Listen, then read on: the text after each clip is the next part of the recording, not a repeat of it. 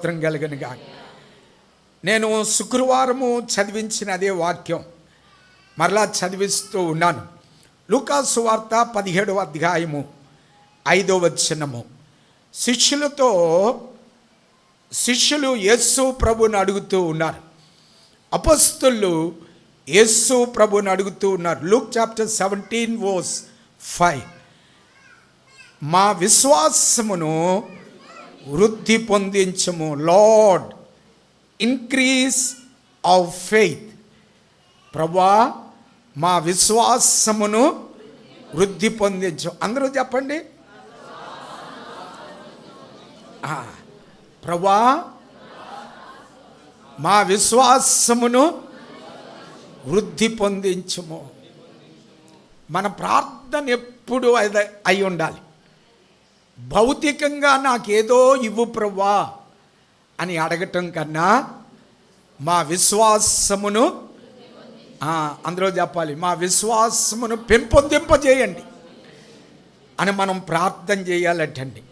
ప్రభువారు దానికి జవాబుగా 6వ వచనములో చెప్తూ ఉన్నారు, మీరు ఆవగింజంత విశ్వాసము గలవారైతే ఈ కంబలి చెట్టును చూచి పెకిలింపబడి నాటబడుమని చెప్పినప్పుడు అది మీకు లోబడును.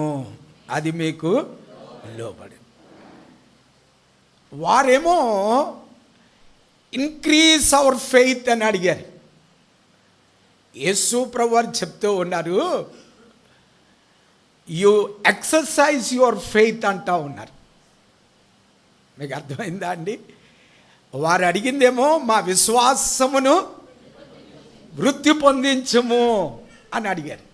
వెంటనే యేసు ప్రభువారు వారి విశ్వాసం వృద్ధి పొందటానికి ఉన్న ఏమైనా 2-3 ట్రిక్స్ చెప్తారేమో అని వారు అనుకున్నారు. కానీ యేసు ప్రభువారు చెప్పింది ఏమిటంటే, మీ విశ్వాసమును మీరు ప్రయోగించండి, మీ విశ్వాసమును మీరు ఉపయోగించండి, మీ విశ్వాసాన్ని మీరు పని చేయటం మొదలు పెట్టండి.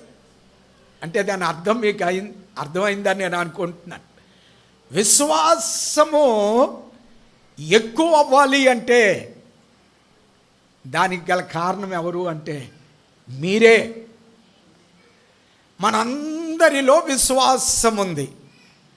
చెప్పండి, మనందరిలో విశ్వాసం ఉంది. కానీ సమస్య ఏమిటంటే మన విశ్వాసాన్ని మనము ఉపయోగించటం లేదు. మన విశ్వాసాన్ని మనము ఎక్సర్సైజ్ చేయటం లేదు. మనము దాన్ని మూలను పెట్టేస్తూ ఉన్నాం అన్నమాట, బంధించేస్తున్నాం మనకు మనంగా. కనుకనే ప్రభువారు చెప్పారు, మీ విశ్వాసాన్ని మీరు ఉపయోగించడం మొదలు పెట్టండి. అప్పుడు మీరు రిజల్ట్ చూడబోతూ ఉన్నారు. అప్పుడు మీరు ప్రతిఫలాన్ని చూడబోతూ ఉన్నారు. కాబట్టి మనలో ఉన్న విశ్వాసాన్ని మనము ఉపయోగించటం మొదలు పెట్టాలి. దేవునికి స్తోత్రము. ఆమేన్. యేసు ప్రభు దగ్గరికి 12 సంవత్సరముల నుండి రక్తస్రావ రోగముతో వచ్చిన స్త్రీని, ఏమండి, అసలు ఆ స్త్రీ ప్రభు దగ్గరికి రావటానికి గల కారణం ఏంటి చెప్పండి? ఆమెలో ఏముంది? విశ్వాసం ఉంది. కానీ ఆమె విశ్వాసము ఇంకా సంపూర్ణం అవ్వలేదు. ఆమె విశ్వాసము సంపూర్ణం అవ్వలేదన్నమాట. కానీ ఆమెకు ఒక విశ్వాసం ఉంది, నేను ప్రభు దగ్గరికి వెళ్తే ప్రభు నన్ను స్వస్థపరచబోతున్నారు, ప్రభు నన్ను స్వస్థపరచబోతున్నారు. ఆ విశ్వాసమే నిజంగా 12 సంవత్సరాల నుంచి. ఇందాక నేను ఒక అమ్మాయిని అడిగాను, ఎరా తల్లి, నువ్వు ఉదయం ప్రార్థనకి ఎందుకు రాలేదు అంటే, పాస్టర్ గారు నాకు చాలా నీరసంగా ఉందండి. 9వ తరగతి అమ్మాయి. ఎంతమంది పిల్లలమ్మా నీకు అన్నాను. ఎంతమంది? ఆ చెప్పటంలో నాకు ఆ ఫీల్ నచ్చిందండి. చాలా నీరసంగా ఉంది, చాలా నీరసం. ఈ మధ్యకాలంలో 6వ తరగతి 7వ తరగతి వాళ్ళకు కూడా చెప్పరే మీరు ఎవరన్నా, నీరసం అన్నమాట, బాగా నీరసం. ఆ చెప్పటంలోనే నిజంగా మనకు నీరసం వచ్చేస్తుంది. ఏమండి, 12 సంవత్సరాల నుంచి రక్తము ధారగా పోతుంది, మందులు వాడుతుంది. ఏమైనా తిందో లేదో మనకు తెలియదు, బహుశా తిని ఉంటుంది. ఏమండి, ఇంత బలహీనత తనకి మెంటల్గా కూడా ఏంటంటే ఉన్న డబ్బులన్నీ ఖర్చు అయిపోతున్నాయండి 12 సంవత్సరాల నుంచి. నాకు మొన్న ఒకరు చెప్పారు, పాస్టర్ గారు నెలకి 3,000 అవుతుందండి మెడికల్ బిల్ అని, మందులకి బిల్లు. నెలకి 3,000, సంవత్సరానికి మీరు చాలా స్పీడ్. సంవత్సరానికి 36,000, 12 సంవత్సరాలకి చెప్పరే ఎవరన్నా, ఇంచుమించుగా 77,20,000 రూపాయల వరకు ఉంటుందండి మన లెక్కల్లో చెప్పుకుంటే. ఏమండి, ఒక రకంగా డబ్బులన్నీ చెప్పండి ఖర్చు అయిపోతూ ఉన్నాయి. మనకి మెయిన్ సిక్నెస్ ఏంటంటే డబ్బులు అయిపోతున్నాయి అన్నదే పెద్ద సిక్నెస్. మీకు అర్థమైందా అండి? డబ్బులుంటే ఏ జబ్బు ఉండదండి, జబ్బున్నా జబ్బుగా అనిపించదు, మీకు తెలుసో లేదో కానీ అది వేరే విషయం. ఆమెకు ఇన్ని రకాలైన బలహీనతలు, కానీ ఆమె లేచి ప్రభు దగ్గరికి రాగలిగింది అంటే ఆమె నడిపించింది ఎవరు అంటే విశ్వాసం. మీకు అర్థమైందా అండి? విశ్వాసము అంటే ఏమిటంటే నీకు కనబడకుండానే నిన్ను బూస్ట్ చేస్తుంది అన్నమాట, నిన్ను బలపరుస్తుందండి, నిన్ను ధైర్యపరుస్తుందండి. విశ్వాసము ఆమెను లేపి, విశ్వాసం ఇంకా ఏం చేస్తుందో తెలుసా అండి? అక్కడికి వచ్చిన తర్వాత దారిలో ఆలోచిస్తుంది, నేను ఈ జబ్బుతో ఉన్నానని ఎవరికైనా తెలిస్తే నన్ను రాళ్ళు పెట్టి కొడతారు.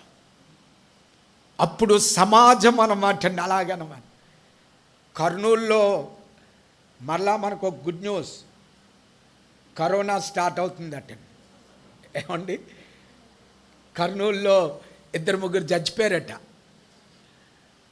ఏమండి, కరోనాతో బయటకు వస్తే ఒక చోట అయితే రాళ్ళతో కొట్టి చంపేపోయారటండి. ఆ సమాజం యొక్క భయం. ఏమండి, అలాగనే యూదుల సమాజంలో ఈ రక్తస్రావంతో బయటకు వస్తే, కుష్ఠముతో బయటకు వస్తే రాళ్ళు వేసి కుట్టి చెప్పేసి, అయినా సరే తన విశ్వాసము తన్నేం చేసిందంటే ప్రభు దగ్గరకు నడిపించింది. దేవునికి స్తోత్రం కలిగింది. ఆమేన్. ఆమె నెమ్మదిగా వచ్చి యేసు ప్రభు యొక్క వస్త్రపు, చాలా జన సమూహం ఉన్నారు, చాలా జన సమూహం అయినప్పటికీ కూడా ఆమె ధైర్యం చేసింది, ప్రభువుని గుర్తుపట్టింది. ఆమేన్. ప్రభువుని నిజంగా ఆమెకున్నంత జ్ఞానం అండి యేసు ప్రభువుని చంపడానికి ప్రయత్నం చేస్తున్న శాస్త్రులకి పరిసయ్యులకి లేదు. మీకు జ్ఞాపకం వచ్చిందా? వాళ్ళు ఇస్కరియోతు యోధా దగ్గరికి వచ్చి అడుగుతూ ఉన్నారు. ఏమని అడుగుతున్నారంటే, మాకు ఎలా గుర్తుపట్టగలం ఆయన్ని అని. దే విర్ ఇన్ కన్ఫ్యూషన్ అన్నమాట అండి. యేసు ప్రభువారు ఎవరో అన్నది వారికి అర్థం కాలేదు. కానీ ఈమె ఎవరిని అడగలేదు, యేసు ప్రభువారు ఎవరు అని అడగలేదు. అంటే ఆమె విశ్వాసము, ఈయనే యేసు ప్రభువారు అయి ఉంటారు, ఈయనే యేసు ప్రభువారు అయి ఉంటారని చెప్పి యేసు ప్రభు యొక్క వస్త్రమును ఆమె ముట్టుకుంది. దేవునికి స్తోత్రం కలిగిన హల్లెలూయా. వెంటనే ఏమండి, ప్రభావము ఆమెను తాకింది. ఏమండి, ఆమె యేసయ్యను ముట్టటం, ఆమెలోనికి ప్రభావము రావటము, అదనమాట అండి ఫెయిత్ ఎక్సర్సైజింగ్. విశ్వాసము పని చేయించటము అంటే అది. ఈ పగలు ప్రభువారు అదే చెప్తూ ఉన్నారు, నీలో విశ్వాసం ఉంది, కానీ ఆ విశ్వాసాన్ని నువ్వేం చేస్తున్నావు అంటే మూలను పడేస్తా ఉన్నావు. ఆ విశ్వాసము పని చేయటం లేదు. ఆ విశ్వాసాన్ని నువ్వు ఎప్పుడైతే యాక్టివ్ చేస్తావో ఈ పగలు నువ్వు అద్భుతములు చూడబోతూ ఉన్నావు, అద్భుతములు చూడబోతూ ఉన్నావు. దేవునికి స్తోత్రం కలుగును గాక. నీలో విశ్వాసం ఉంది, నీలో విశ్వాసం ఉంది. నీ సమస్యలు, నీ ఇబ్బందులు, నీ ఇరుకులు, నీ జీవితంలో నువ్వు దేని కొరకైతే కృంగిపోతూ ఉన్నావో దానిలో నుండి ఈ పగలు దేవుడు విడుదల ఇవ్వబోతూ ఉన్నాడు, విడుదల ఇవ్వబోతూ ఉన్నాడు. కానీ ఆ విశ్వాసాన్ని నువ్వేం చేయాలి? యాక్టివ్ చేయాలి. అర్థమైన వారందరూ గట్టిగా చెప్పండి. ఆ విశ్వాసాన్ని నువ్వు ప్రయోగించాలి. అది ఎవరో వ్యక్తిలో లేదండి, ఎక్కడో లేదండి, ఏదో స్థలంలో లేదండి, నీలోనే ఉంది. అందువల్లనే ప్రభువారు చెప్పిన మాట లూకాసు సువార్త 8వ అధ్యాయము ఆ స్త్రీతో ప్రభువారు చెప్తూ ఉన్నారు. చదవండి ఆ మాట అండి. ఏమని చెప్తూ ఉన్నారు?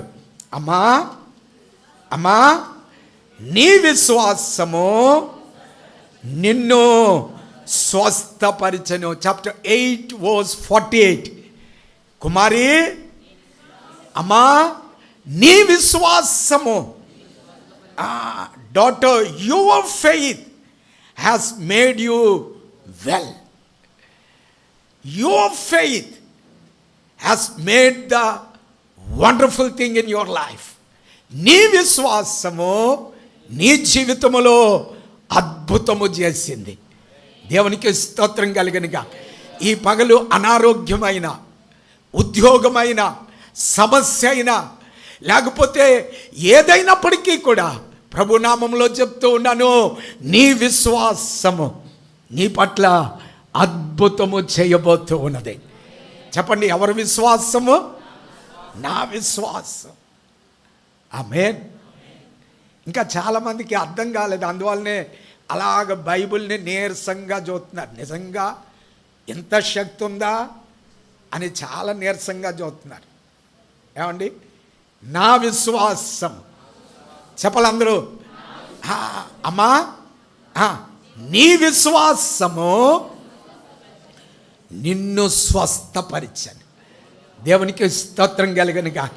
అందువలన నీ విశ్వాసము పెరగాలి అంటే ప్రభువారు చెప్తూ ఉన్నారు, you have to activate your faith.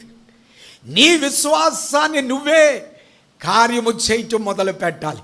అందువలన ప్రభువారు చెప్తూ ఉన్నారు, ఆవగింజంత విశ్వాసము నీకున్నట్లయితే, if you have the faith like a grain of mustard seed, నీలో ఆవగింజంత విశ్వాసం ఉంటే నువ్వు వెంటనే యాక్టివేట్ చేయి.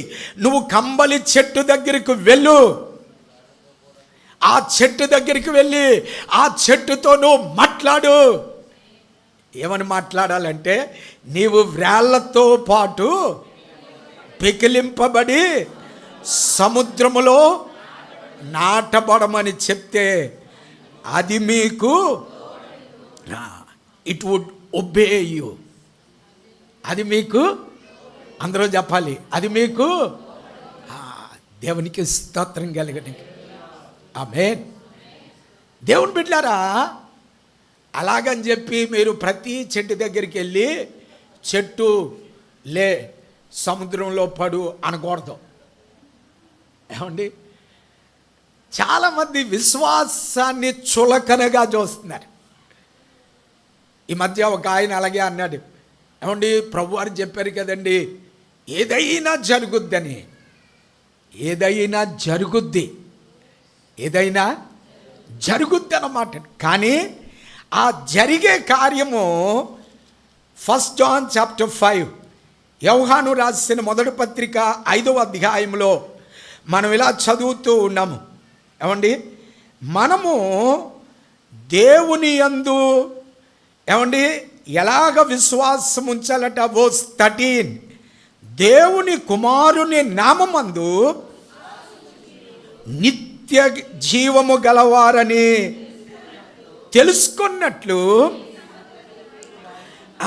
I write these things to you who believe in the name of God, that you may know that you have eternal life. ఆ వాక్యాన్ని మీరు చదవండి. కుమారుని నామమందు విశ్వాసముంచు మీరు నిత్య జీవము గలవారు.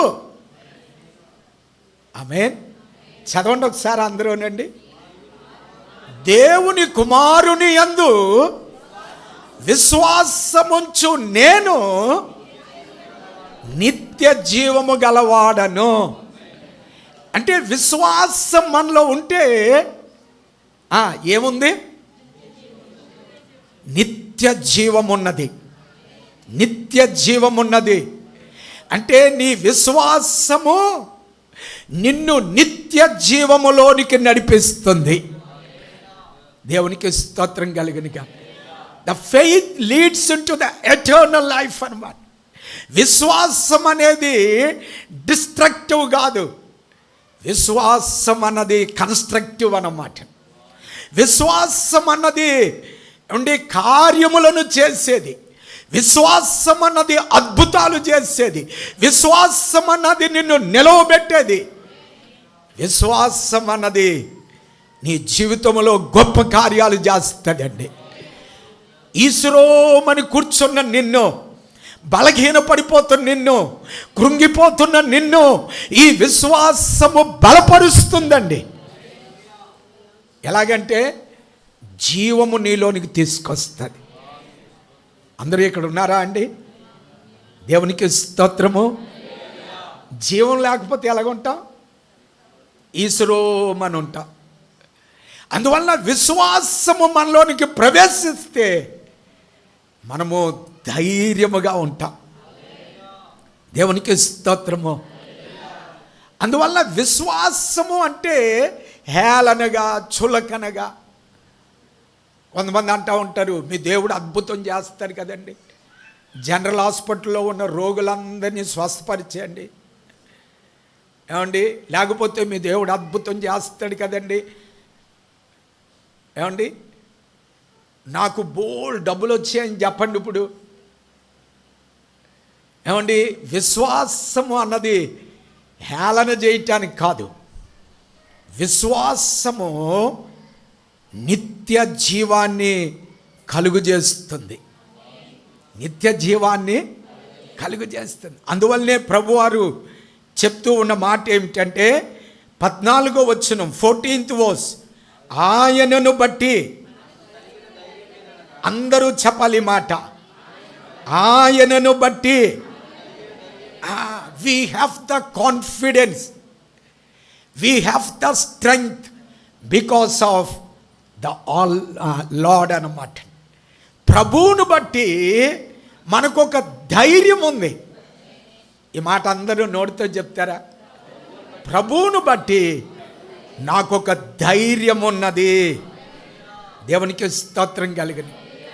ప్రభువును బట్టి, అందరూ గట్టిగా చెప్పండి, ప్రభువును బట్టి నాకు ధైర్యం ఉంది. ధైర్యం. దేవునికి స్తోత్రం కలిగినగా. మన ధైర్యం ఎవరు చెప్పండి? ప్రభు అన్నమాట. నిన్న ఆ సహోదరి కొరకు ప్రార్థన చేయటానికి వెళ్తే, ఆపరేషన్ అయిన సహోదరి కొరకు తను చెప్పిన మాట చాలా అద్భుతమైన మాట. ఎందుకంటే 4 ఆపరేషన్లు అన్నమాట. 4 సార్లు కడుపుని కోసేశాడు ఒకే డాక్టర్ గారు. ఆయన ఈ అమ్మాయి వచ్చేసేటప్పుడు థ్యాంక్స్ చెప్తుందట. డాక్టర్ గారు మీకు చాలా వందనాలండి అంటే, డాక్టర్ గారు అన్నారట, నాకు కాదమ్మా మీ దేవుడికి చెప్పన్నారట. డాక్టర్ గారు ఇదే నిజంగా నువ్వు ఇలా బ్రతుకున్నావంటే నీ దేవుడే అని చెప్పాడట. దేవునికి స్తోత్రం. ఆయన ఉన్నాడు కాబట్టే ధైర్యం. చెప్పండి, యేసై ఉన్నాడు కాబట్టే డాక్టర్ గారిని బట్టి కాదు ధైర్యం.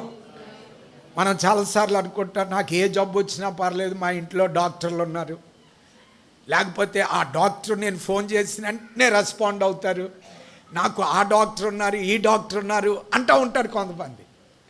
కొంతమంది ఏమంటారు, నాకేం పర్లేదండి, నాకు మెడికల్ కార్డు ఉందండి, నాకేం పర్లేదండి ఇన్సూరెన్స్ ఉందండి, నాకేం పర్లేదండి డబ్బులు ఉన్నాయండి, నాకేం పర్వాలేదు. అదంతా కూడా సెకండరీ అన్నమాట.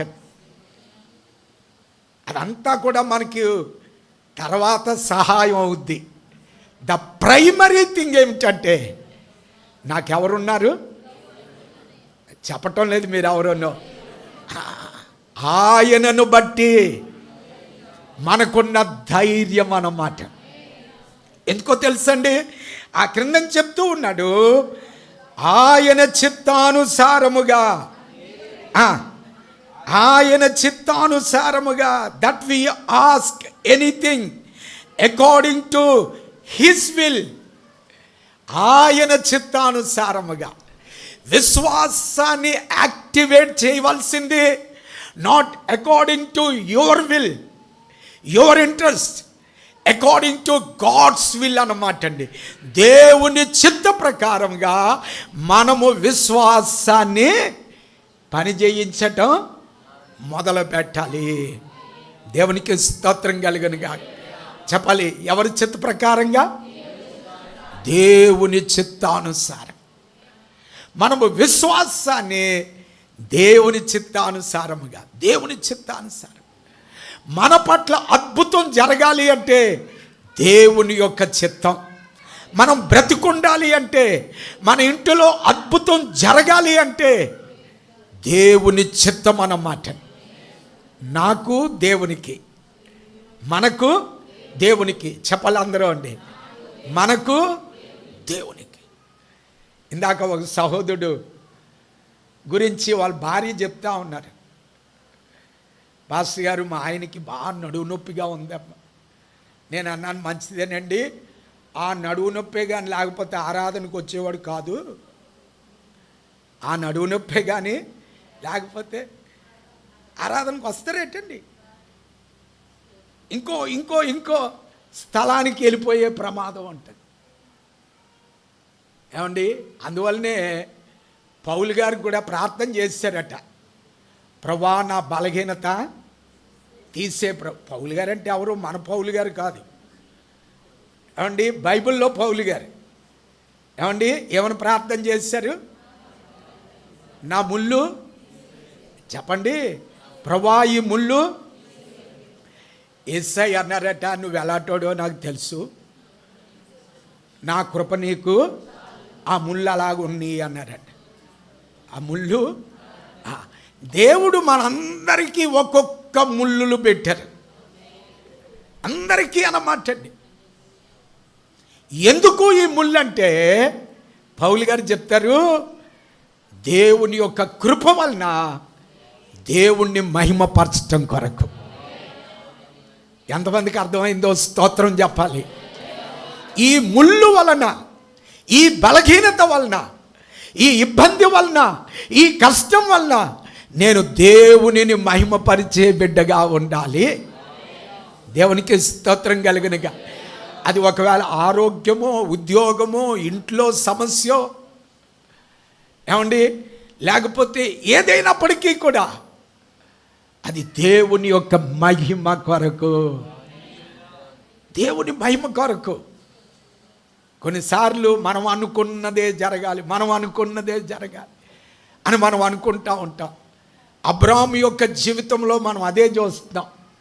అబ్రాము దేవుని మీద కూడా అలిగాడండి. అబ్రాము దేవుని మీద కూడా అలిగాడు.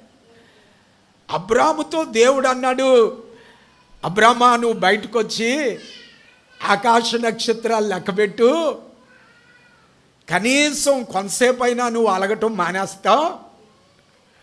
ఒకసారి ఆకాశ నక్షత్రాలు లెక్కబెట్టంటే అబ్రామ్ ఏదో వచ్చాడు, కానీ అంతా కూడా ఎలా ఉన్నాడంటే చాలా నీరసంగా ఉండి ముఖం గట్టం అని.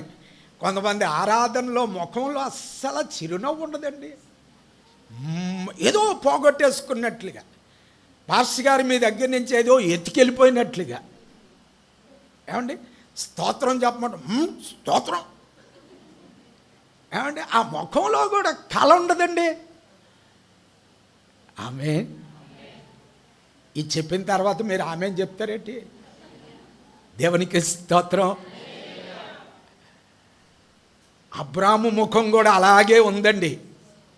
అబ్రాము ముఖం కూడా అలాగే ఉంది. దేవునికి మన ముఖాలు ఒకసారి కోపం వచ్చినప్పుడు మీరు ఫోటో తీయండి.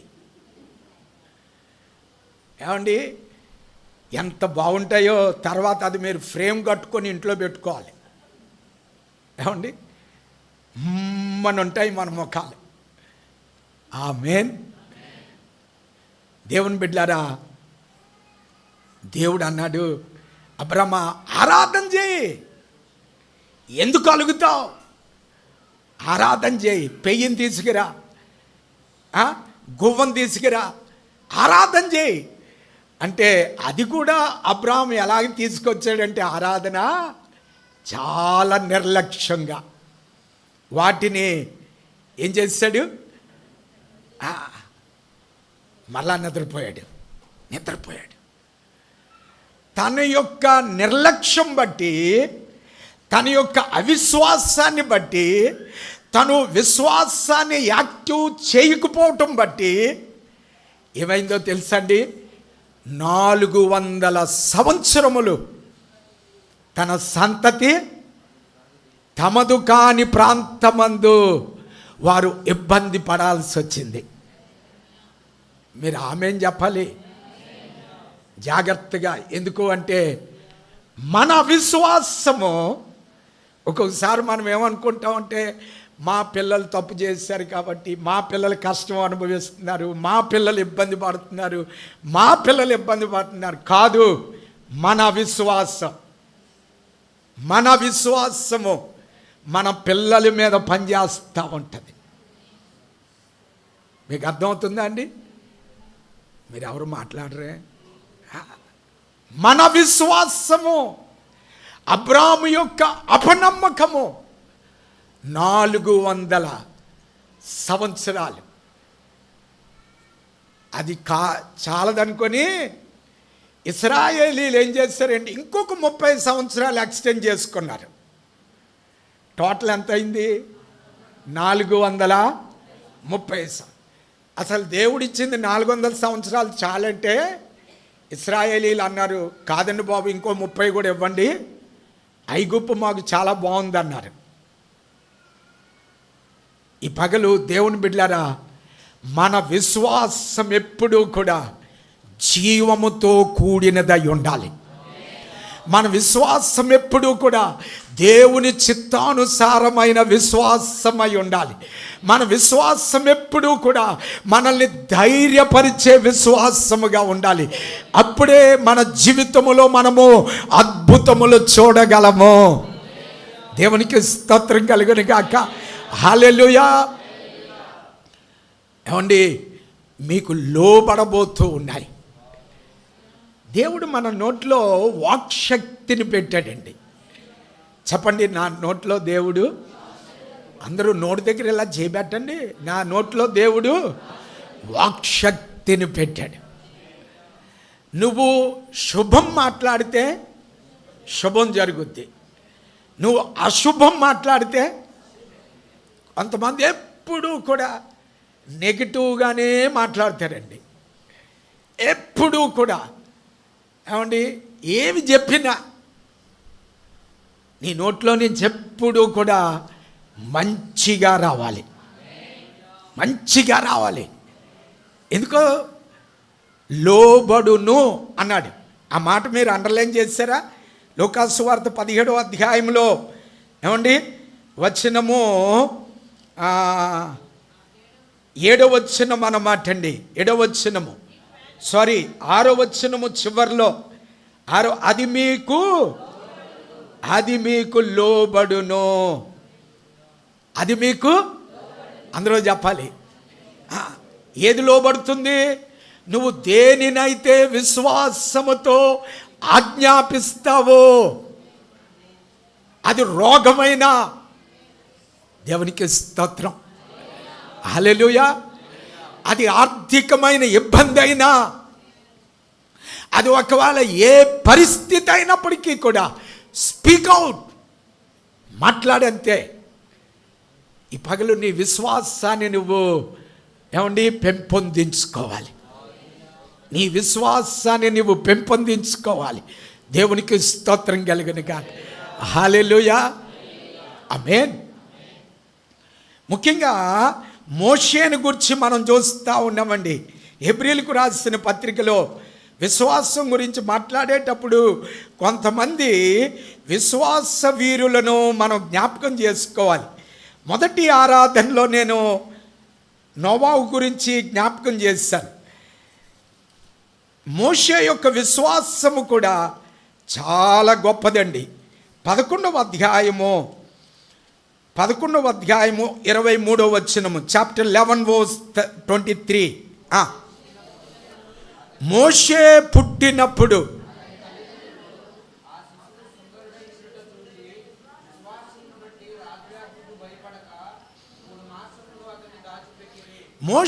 పుట్టినప్పుడు తల్లిదండ్రులు by faith they could not fear the Kings degree అన్నమాట. రాజుగారి యొక్క ఆజ్ఞకు భయపడలేదు. మీరు జాగ్రత్తగా వినాలి. చాలామంది అనుకుంటారు మనము ప్రభుత్వం మాట వినటం లేదని. ప్రభుత్వం మాట వినటం లేదని. మనము ప్రభుత్వం యొక్క మాట వింటున్నాం. మనం ప్రభుత్వానికి లోబడే వాళ్ళం. మీకు ఏమైనా డౌట్ ఉందా అండి? బైబిల్ చెప్తా ఉంది, మీరు అధికారుల కొరకు ప్రార్థన చేయాలి, లోబడాలి. ఎందుకు అంటే ప్రభుత్వములన్నీ దేవుని వలన కలిగినది. మోడీ గారిని కానీ, చంద్రబాబు గారిని కానీ, ఎవరినైనా సరే ఆ స్థానంలో కూర్చోబెట్టింది దేవుడే అన్నమాట. దేవునికి స్తోత్రం. కానీ ఇక్కడ రాయబడిన మాట, వారు రాజాజ్ఞకు భయపడలేదు అంటే లోబడ్డారా లేదా చెప్పండి? లోబడ్డారు, భయపడలేదు. రాజాజ్ఞకు వారు భయపడలేదు. లోబడ్డారా లేదా? లోబడ్డారండి. రాజుగారు ఏం చెప్పారు? మగబిడ్డ పుడితే తీసుకొని వెళ్ళి నైలు నదిలో పడేయాలని చెప్పారు. పడేశారా లేదా? పడేశారు. వారు రాజాజ్ఞకు లోబడ్డారు కానీ భయపడలేదు. మీలో చాలామందికి అర్థం అవ్వలేదు. భయపడకపోవటం ఏంటండి అని. భయపడటం అంటే ఏంటంటే పుట్టిన వెంటనే పట్టుకొని వెళ్ళి దేవుని చిత్తం ఏంటో తెలుసుకోకుండా దబ్బని పాడేయటం. అది భయపడటం. వారు రాజాజ్ఞ ఉంది, దేవుని యొక్క చిత్తం ఉన్నది. చెప్పండి, రాజాజ్ఞ ఉంది, దేవుని చిత్తం ఉన్నది. సో వారు దేవుని చిత్తము కొరకు ప్రార్థన చేయటం మొదలుపెట్టారు. ప్రభువా, ఈ బిడ్డను మేము ఏం చేయాలి, ఈ బిడ్డను మేము ఏం చేయాలి, ఈ బిడ్డను మేము ఏం చేయాలి. దేవుని యొక్క పిల్లలు దేవుని చిత్తానుసారముగా విశ్వాసాన్ని యాక్టివేట్ చేసేవారు. నేను చెప్పిందంతా మీరు రిపీట్ చేయాలి. దేవుని పిల్లలు విశ్వాసమును బట్టి ఏమండి జీవించేవారు అన్నమాట అండి. అంటే దేవుని యొక్క చిత్త ప్రకారముగా విశ్వాసాన్ని కొనసాగించేవారు. దేవునికి స్తోత్రము. అర్థమైందా అండి? ఆమేన్. కనిపెట్టారు. మన జీవితంలో కనిపెట్టి ప్రార్థన చేయటం అన్నది చాలా ముఖ్యమైంది. చెప్పండి, అందరూ చెప్పాలి. తొందరగా ఏ నిర్ణయాలు తీసుకోకూడదు.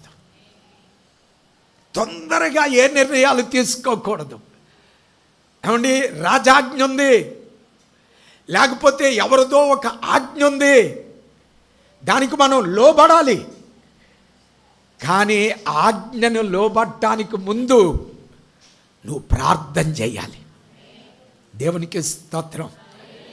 మీకు అర్థమవటం కొరకే నేను దీన్ని చెప్తా ఉన్నాను. నువ్వు తొందరపడి ఏ నిర్ణయము తీసుకోవద్దు. చాలామంది తొందరపడి నిర్ణయాలు తీసుకుంటూ ఉంటారు, తర్వాత బాధపడుతూ ఉంటారు. అయ్యో, నేను అనవసరంగా ఈ నిర్ణయం తీసుకున్నాను, ఈ నిర్ణయం నాకు కీడుగా తీర్చబడింది అని. ఎందుకు అంటే నువ్వు ప్రార్థన చేసి నిర్ణయం తీసుకోలేదు, దేవుని దగ్గర కనిపెట్టి నిర్ణయం తీసుకోలేదు. దేవుని యొక్క చిత్తానుసారముగా ఏది జరిగినా అది దేవుడు మంచిగా చేసే దేవుడు. దేవునికి స్తోత్రం కలుగునుగా. హల్లెలూయా, హల్లెలూయా, ఆమేన్. దేవుని బిడ్డలారా, వారి తల్లిదండ్రులు కనిపెట్టారు. ఎంతకాలం కనిపెట్టారండి? అందరూ చెప్పండి, ఎంతకాలం కనిపెట్టారు? ఈ 3 మాసములు వారు ప్రార్థన చేస్తున్నారు. ఆమేన్. దేవుని బిడ్డలకి అందువల్లనే ఏమండి, ఇది వరకు కనిపెట్టు ప్రార్థనలు ఉండేవి. కనిపెట్టి ప్రార్థన చేసేవారు. శుక్రవారం పూట దేవుని దగ్గర కనిపెట్టేవాళ్ళు. ఏమండి, హన్న దేవుని దగ్గరికి వెళ్ళి కనిపెట్టింది. కొంతమంది శుక్రవారం ప్రార్థన చేస్తే గంట సేపు కూడా నిద్రపోయేవారు అన్నమాట అండి. పాస్టర్ గారికి ఎలాగుండేది అంటే వాళ్ళు నిద్రపోతున్నారనేమో, కానీ ఈ గంట సేపు వాళ్ళ మూలుగు దేవునికి. ఇప్పుడు ఎవరు కనిపెడుతున్నారండి? మొన్న శుక్రవారం అయితే మరీ టైం మార్చారు మనోళ్ళు. 7:15కి వచ్చారండి, 7:30కి వచ్చారండి, 9 గంటలకు రెడీ అయిపోతున్నారండి. 9 దాటితే నాకు సిగ్నల్ పంపిస్తారు. ఎలాగుంటుంది అంటే, పాస్టర్ గారు 9 అయిపోతుందండి అన్నట్లుగా ముఖంలో నాకు అనిపిస్తూ ఉంటుంది. ఆమేన్. చూసారా, మీరు అందరూ అంత సైలెంట్ అయిపోయారు. మీరు తప్పనిసరిగా శుక్రవారం పూట కనిపెట్టు ప్రార్థనలో ఉండాలి. నేను అంటాను, మీకు ఏదైనా అర్జెంటు పని ఉంటే మీరు వెళ్ళరా చెప్పండి, మాట్లాడండి. ఏదైనా అర్జెంటు పని ఉంటే మీరు తప్పనిసరిగా వెళ్తారు. మరి శుక్రవారం ప్రార్థన అర్జెంటు కాదా మనకి? ఆమేన్. ఏమండి, మన సంఘంలో చాలామంది ప్రార్థన చేసి అనారోగ్యం వచ్చినప్పుడు ఈ ప్రార్థన వలన విరిపింపబడిన వారు ఉన్నారు. ఒక రకంగా చెప్తే ప్రార్థన అన్నది ఇన్వెస్ట్మెంట్. చాలామంది ఏం చేస్తారంటే వాళ్ళ సమయాన్ని ఏమండి దేని మీద ఖర్చు పెడతారంటే ఇల్లు కట్టడంలోనూ చాలా అలసిపోతారండి. ఇల్లు కట్టడం గురించి అలసిపోయేంతగా ఎవరు అలసిపోరు, నాకు తెలుసు. ఎందుకంటే నేను అలసిపోయాను. ఏమండి, ఇల్లు కట్టడానికి అలసిపోతారు, ఉద్యోగానికి అలసిపోతారు. ఉద్యోగానికి ఎంత అలసిపోతారో తెలుసండి? మాట్లాడరా మీరు ఎవరన్నా? వ్యాపారం, మాస్టర్ గారు మీకు ఏం తెలుసండి? 24 గంటలు షాప్ ఇప్పకపోతే బాగోదండి. ఆమేన్. ఇలాంటి వాళ్ళు పెళ్ళిళ్ళు జరిగినప్పుడు షాప్ మూసేస్తారండి. గృహ కూడికలు జరిగినప్పుడు, వాళ్ళ ఇంట్లో ప్రార్థనలు జరిగినప్పుడు షాప్ మూసేస్తారు. మరి శుక్రవారం పూట ప్రార్థనకి ఎందుకు షాప్ మూయరు? ఆమేన్. ఆ పైన ఉంది గద్దించుము అని ఉంది. అందువల్లనే నేను మిమ్మల్ని గద్దిస్తున్నాను. దేవునికి స్తోత్రం. మీకు దేని మీద పెట్టుబడి పెట్టడం రావటం లేదు. మీరు ఆరోగ్యం ఉన్నప్పుడు ప్రార్థనలో పెట్టుబడి పెట్టండి. మీకు అనారోగ్యం వచ్చినప్పుడు దేవుడు మనల్ని మోస్తాడు. దేవుడు మనల్ని మోస్తాడు. లేకపోతే మీరు తర్వాత బాధపడాల్సి ఉంటుంది. దేవునికి స్తోత్రం. నిన్న అమ్మాయి చెప్తుంది, ఈ నా కడుపులో ఇంత కాయ పెట్టుకునండి, నేను ప్రతి ప్రార్థనకి, అమ్మాయి చెప్తుంది, వారానికి 3-4 సార్లు ప్రార్థనకి వెళ్ళిపోద్దట. అది ఉపవాసం ఉండి ప్రార్థనకి వెళ్ళిపోద్దటండి. ఏమండి, ఆమె ప్రార్థనలో ఇన్వెస్ట్ చేసిందే, ఆమె బ్రతుకుంది. ఈరోజు ఆమె బ్రతుకుందండి. దేవునికి స్తోత్రం కలుగును గాక. ఆమేన్. నువ్వు ప్రార్థనను ఎప్పుడైతే ప్రాధాన్యత ఇస్తావో, ప్రార్థనకి ఎప్పుడైతే నువ్వు ముందు సమయం ఇస్తావో, నువ్వు ప్రార్థనకు వచ్చేటప్పుడు కూడా దేవుడిని చూస్తాడటండి. నువ్వు ఇంటి దగ్గర ప్రార్థనకు బయలుదేరినప్పుడు ఎలా బయలుదేరుతారో తెలుసా అండి? కొంతమంది ఈశ్వరోమని ప్రార్థనకి వెళ్ళాలా ఇప్పుడు వెళ్ళకపోతే అయ్యి బాబోయ్ నేను చెప్పను. నువ్వు ప్రార్థనకు పాస్టర్ గారి కొరకు కాదు, నువ్వు ప్రార్థనకు నీకు భవిష్యత్తులో దేవుడు చేయబోతున్న దాని కొరకు. దేవునికి స్తోత్రం కలుగును గాక. హల్లెలూయా. 3 నెలలు వాళ్ళు కనిపెట్టి ప్రార్థన చేశారు. ఎన్ని నెలలండి? 3 నెలలు. 3 నెలలు కనిపెట్టి ప్రార్థన చేశారు. దానికి ప్రతిఫలంగా దేవుడు అద్భుతమైన ఒక ద్వారాన్ని తెరిచాడు. ఏమిటా ద్వారం అంటే, ఆమెకు జీతం రావటం మొదలైంది. దేవునికి స్తోత్రం చెప్పరే. మీకు ఈ మాట వినబడలేదు చాలామందికి. ఇంట్లో కూర్చొని ఏమండి, పిల్లను పెంచడానికి ఉన్న జీతం ఎవరికైనా వస్తుందా చెప్పండి? ఇంట్లో కూర్చొని తన సొంత బిడ్డకు పాలిచ్చి పెంచడానికి ఎవరైనా జీతం ఇస్తారా అండి? అది గవర్నమెంట్ ఉద్యోగం. ఎవరికి వచ్చింది? వెనకాతలు కూర్చున్న సరస్వతీదేవి గారికి. ఎవరికి వచ్చింది? ఎవరో అంటున్నారు దేవుడికి వచ్చిందట. ఎవరికి వచ్చింది? ప్రార్థించిన తల్లికి వచ్చింది. దేవునికి స్తోత్రం కలుగును. ప్రార్థించే వారికి దేవుడు ద్వారాలు తెరుస్తాడు. నాకేమీ లేదని ఎప్పుడు బాధపడే నీకు దేవుడు సమయం ఇచ్చాడు. ప్రార్థన చేయి. దేవుడు అద్భుతములు చేయకపోతే నువ్వు చూడు. ఏమండి, విశ్వాసమును బట్టి 3 నెలలు వారిరువురు కూడా ప్రార్థించారు. దేవునికి స్తోత్రం కలుగునుగాక. దేవునికి స్తోత్రం కలుగునుగాక. హల్లెలూయా. తర్వాత అక్కడ రాయబడింది ఏంటంటే 24, 26 వచనాల్లో మోషే పెద్దవాడైనప్పుడు విశ్వాసమును బట్టి ఐగుప్తు యొక్క ధనము కంటే క్రీస్తు విషయమైన నింద. చాలండి. ఇప్పుడు మోషే పెద్దవాడయ్యాడు.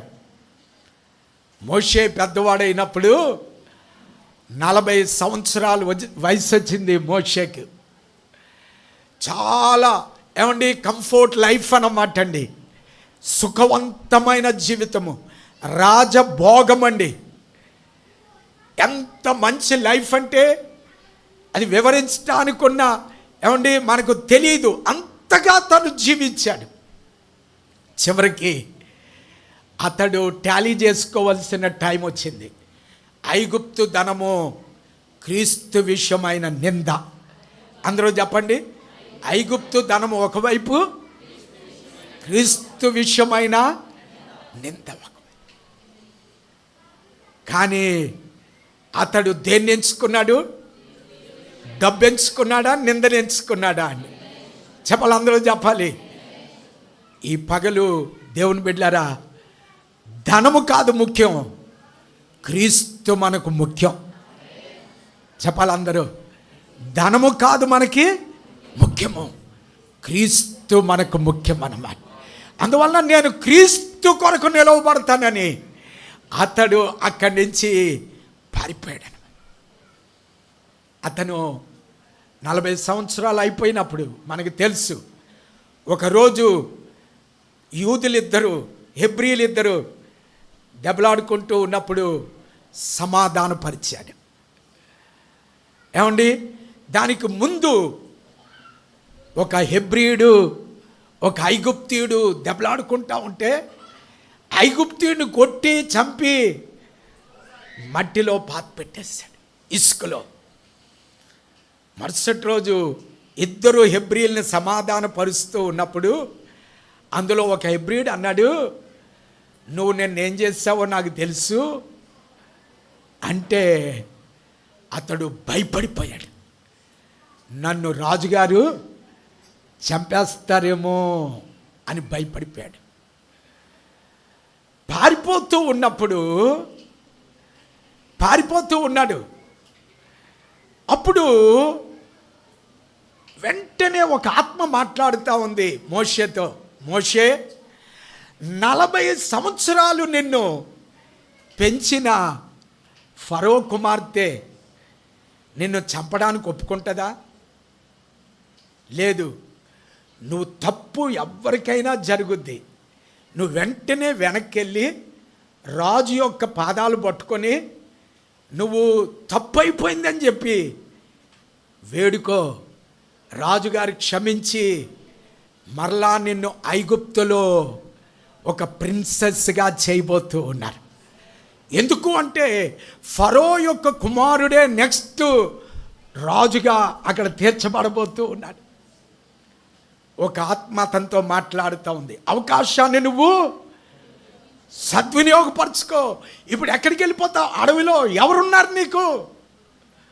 వెనక్కెళ్ళు.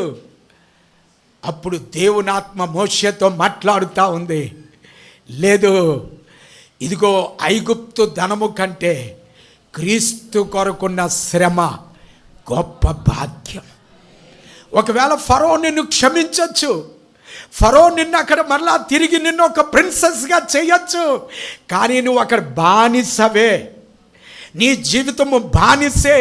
కానీ నేను నిన్ను బ్రతికించింది, పుట్టించింది, ఈ భూమి మీదకి పంపించింది ఫరో కొరకు జీవించడానికి కాదు, నువ్వు నా కొరకు సాక్షిగా జీవించాలి. ఎంతమంది పగలు దేవునితో చెప్తారండి, ఈ లోకములో ఉన్న సంపాదన కొరకు కాదు, నీ పట్ల దేవునికి ఒక ఉద్దేశం ఉంది. ఒక ఆత్మనైనా ప్రభు దగ్గరికి మనం నడిపిస్తున్నామా అండి? కొంతసేపు అయినా ప్రార్థన చేస్తున్నామా అండి? ఆమేన్. కొంతసేపు అయినా. శుక్రవారం ప్రార్థన లేదు, గృహ కూడికి వెళ్ళేవు, busy busy busy busy busy. ఈ పగలు దేవుని బిడ్డలారా, ప్రార్థన లేకపోతే, దేవునితో సహవాసం లేకపోతే అది లోతులాగా భయంకరమైన జీవితం అయిపోద్ది. లోతు మనకు ఒక ఎగ్జాంపుల్ అండి. లోతు అంతా సంపాదించాడు, చివరికి ఏమైనా ఉందా చెప్పండి, చెప్పాలి. లోతు భార్య మిగిలిందా? లోతు కుమార్తెలు మిగిలేలా? ఎవ్వరూ మిగలలేరండి. మనకు ఒక లెసన్ అది. అబ్రాము సంపాదించింది అబ్రాముతోనే ఉంది. ఎందుకంటే ఎప్పుడు అబ్రాము దేవునితో ఉన్నాడు కాబట్టి, దేవునితో ఉన్నాడు కాబట్టి. ప్రార్థనా జీవితం ఉందా అండి? విశ్వాసం ఉందా అండి? దేవునితో మనం గడుపుతున్నామా అండి? మోషేను దేవుడు 40 సంవత్సరాలు ప్రార్థనలో నేర్పించడానికి తీసుకొచ్చాడు. దేవునికి స్తోత్రం కలిగిన గాడ్.